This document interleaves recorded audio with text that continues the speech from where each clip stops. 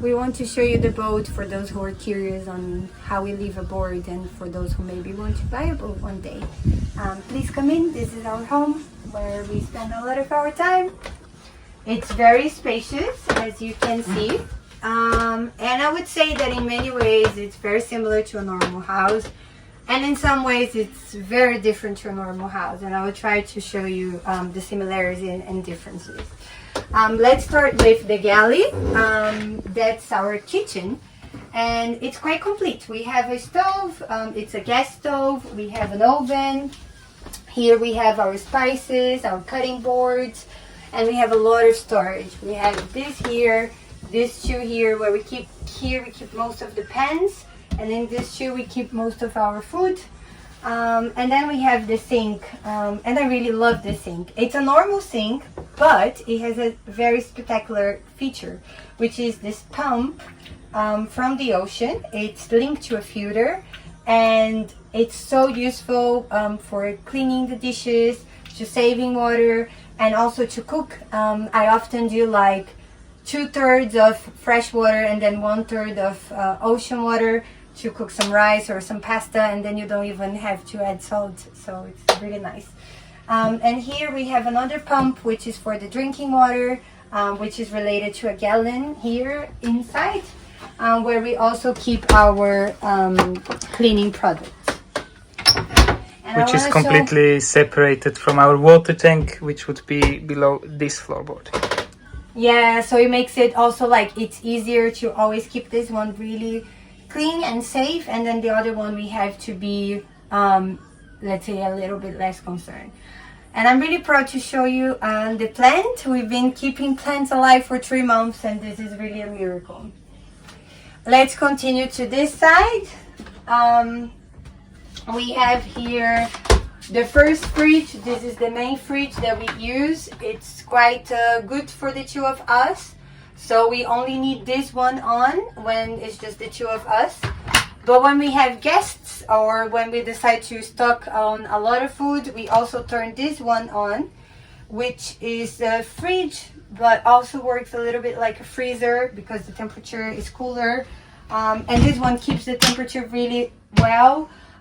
So if we don't have enough solar energy, what we would do is keep always this one on, and this one on just during the day, but turn it off during the night.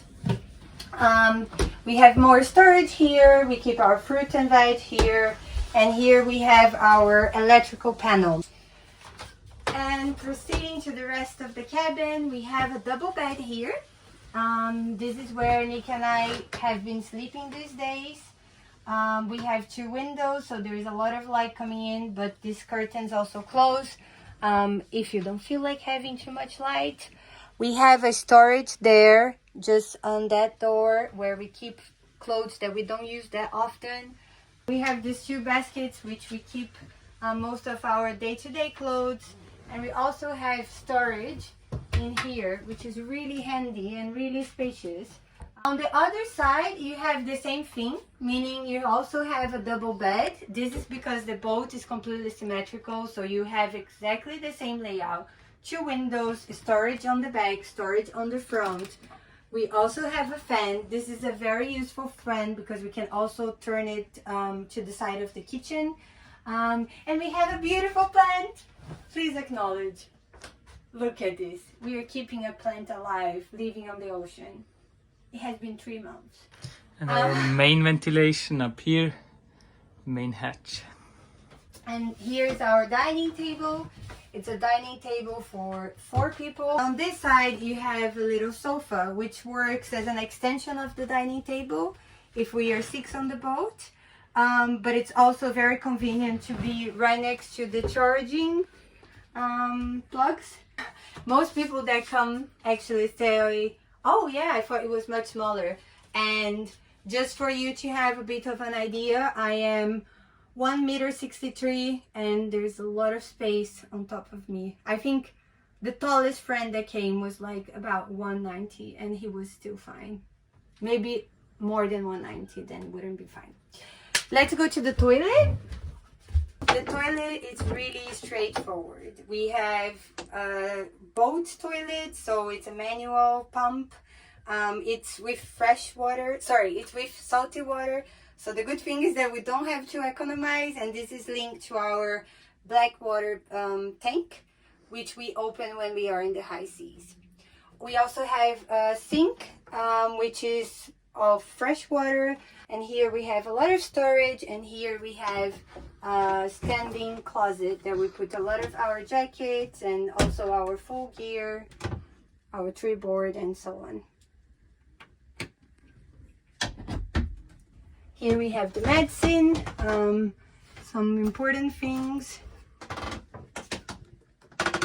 That's it, right? That's my favorite spot still.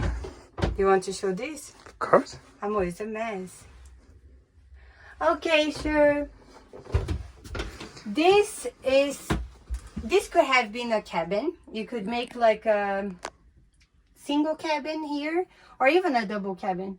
But we decided to keep it as a workshop, which was already the design when we bought it.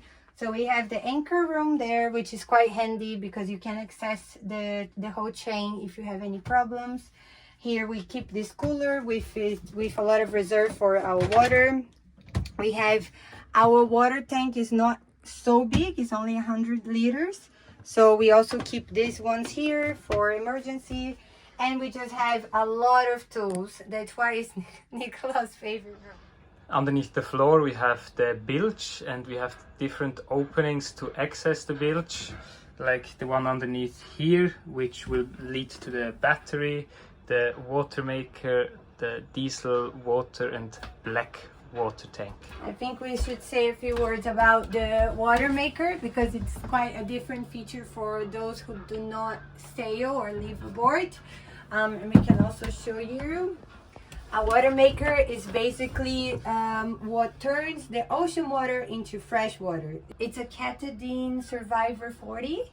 And we chose this one because how much does it produce an hour? Like 6 liters an hour, but it only draws 3 amps.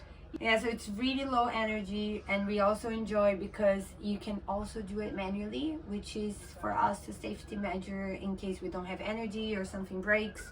We can still generate energy. Nice. So we have one more cabin. This is mostly Nick and I cabin. It's where we always sleep. It's our favorite part because it's very private, it's very calm, well ventilated. It's a V-berth, a good bed. We redid all these walls and I think they look really nice. We have a fan here, we have a little sofa here, and basically we have a lot of storage under the bed and under the sofa, including access to the rudder and the autopilot, which means that 90% of the time this is the perfect cabin, but when we are on the way, we don't like to sleep here because you can hear the autopilot working. But otherwise it's really good. We have these 2 windows here that are open to the cockpit.